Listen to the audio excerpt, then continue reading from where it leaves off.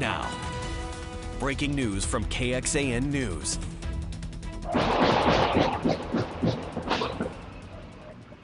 Gunshots in a Cedar Park neighborhood. 3 officers shot while responding to a home on Natalie Cove.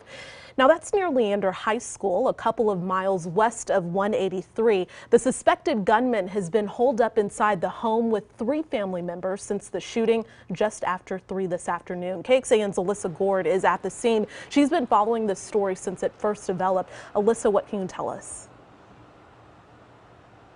Well, Jennifer, we actually just saw a Williamson County EMS truck as well as an additional Cedar Park fire truck back into the area which police have blocked off. Now, multiple law enforcement agencies and the FBI are actively working the scene that's behind me, trying to convince the young man who is barricaded inside that home with family members to come out peacefully.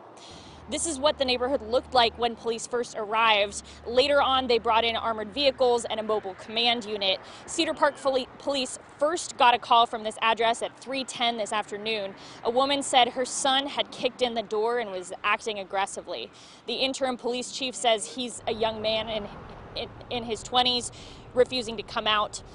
That young man's mother, as well as a juvenile and another family member, are also inside.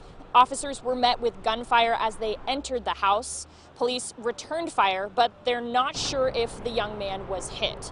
All 3 officers are in stable condition, and the interim chief of police says he's comfortable with their progress. The chief's focus now is on trying to get the young man to come out peacefully. He says this young man may be dealing with some mental health issues as well, and Cedar Park police have actually responded to this home before.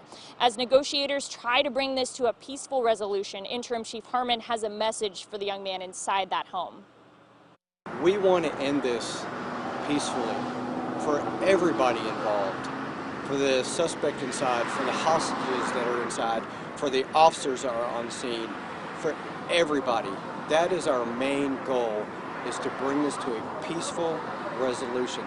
The officers that were shot are fine. They've received medical attention.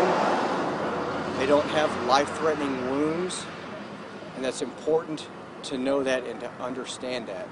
So please, if you're listening to this, please come out and surrender yourself peacefully so we can resolve this situation tonight.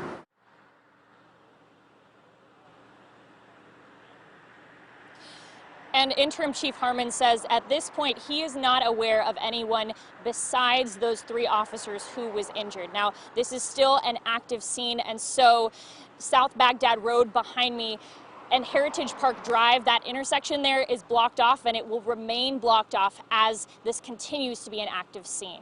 Reporting live in Cedar Park, I'm Alyssa Gord, KXAN News.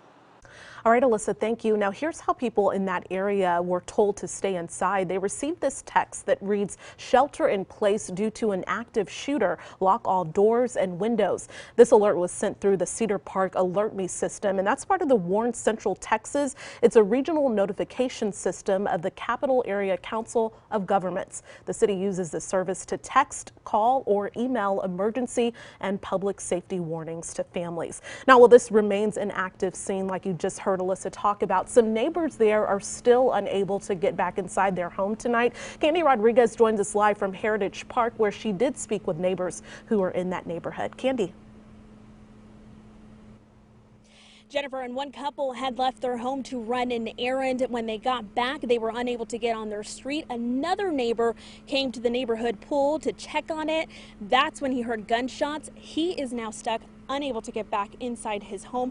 Many of the neighbors I spoke with tell me they found out through that citywide text message, but you can see it still remains a very active scene. Police continue to barricade a section off of this Heritage Park subdivision here. We're right at the intersection of McGregor Lane and Heritage Park Drive. That is just a street over from Natalie Cove, where tonight SWAT and police continue to surround a home on that street. And we spoke with a homeowner who says just a couple of days ago, 5 to 6 police officers showed up to that house on Natalie Cove, knocked and left when no one answered. That neighbor is not the only one who says they've seen police at that home before.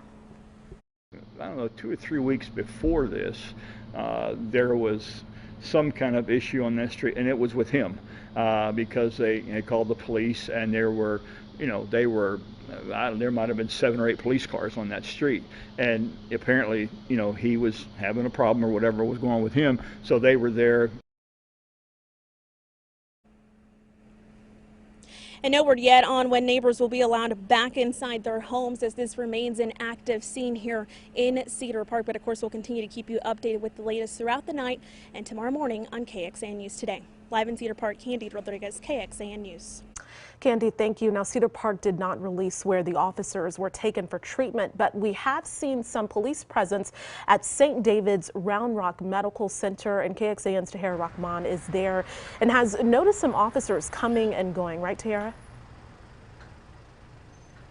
That's right, Jennifer. Cedar Park's police chief did not confirm if those 3 police officers are being treated at this facility, but earlier today our crews here on the ground saw up to 15 law enforcement vehicles here at St. David's Medical Center in Round Rock, as well as uniformed Cedar Park officers going inside. Now, this is a level 2 trauma center. That means it has surgeons available 24 hours a day, and that could also include specialty care like orthopedic and neurosurgery. A patient brought here could be referred to a level 1 trauma center if they needed next level specific care like cardiac surgery.